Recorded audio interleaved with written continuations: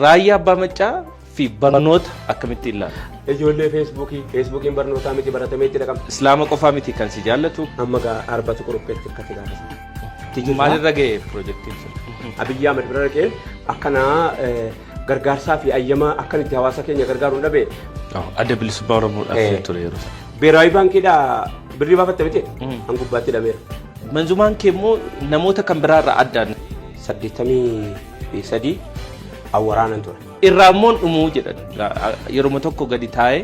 Waan hawaasa isaa gargaaruudhaa fi itti ergate irraa parsantii hammanee irraa nyaata jechuu dhaga'uu dhumti kan kooyyuu waggaan keenya malee. Jechootuma afaan Oromooyyuu hedduun barachaa jirra. ለኦሮሞ ራያ አባ መጫን የሰጠኸው ለእኛም ራያ አባ መጫን ስጠን jedhe nan beeku.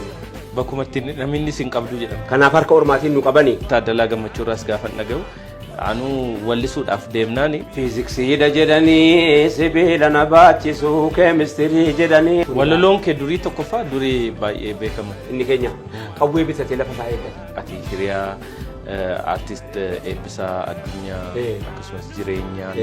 Yaadata taanaan hin beeku. Jala dhukaasanii rasaasa. Dr. Abiy Ahmed ወጅንስ ወልቁ በቀብዱ turtan. ብልሱማ ባንዶች በሂሳት እንጂ በጊታር አይደለም የሚጫወቱ ነው የሚጫወቱት ነው እንጂ ተባርመለዘ ነው። ምድረቡት ሄዱት ገሩ ማል እንጀር ጀርቴ ወማን ያንሳ ነው መለጅ እንደገኘ ነው ብቻ ነው መለጅ ወዮ አለቆ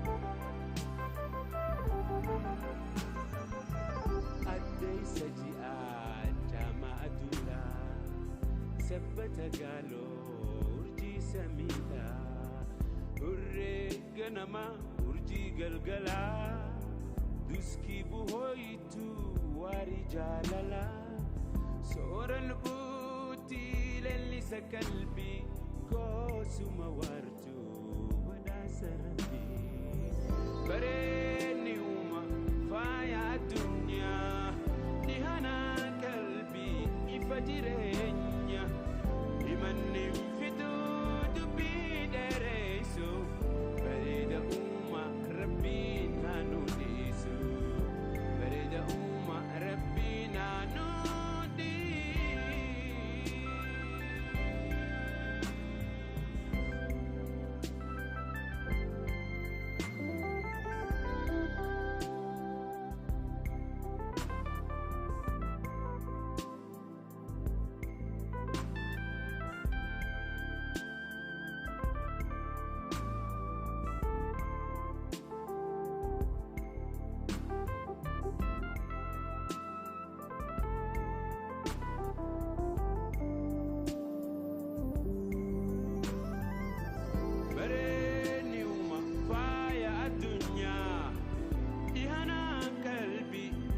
Jirenya imanim fitu dubbi deresu bereda umma rabbin hanudisu bereda umma rabbin hanudi bereni umma faya dunya dihana kalbi ifajirenya imanim fitu dubbi deresu bereda umma Rabbin hanudisu Bereda umma Rabbin hanudi Bereni umma faya adunya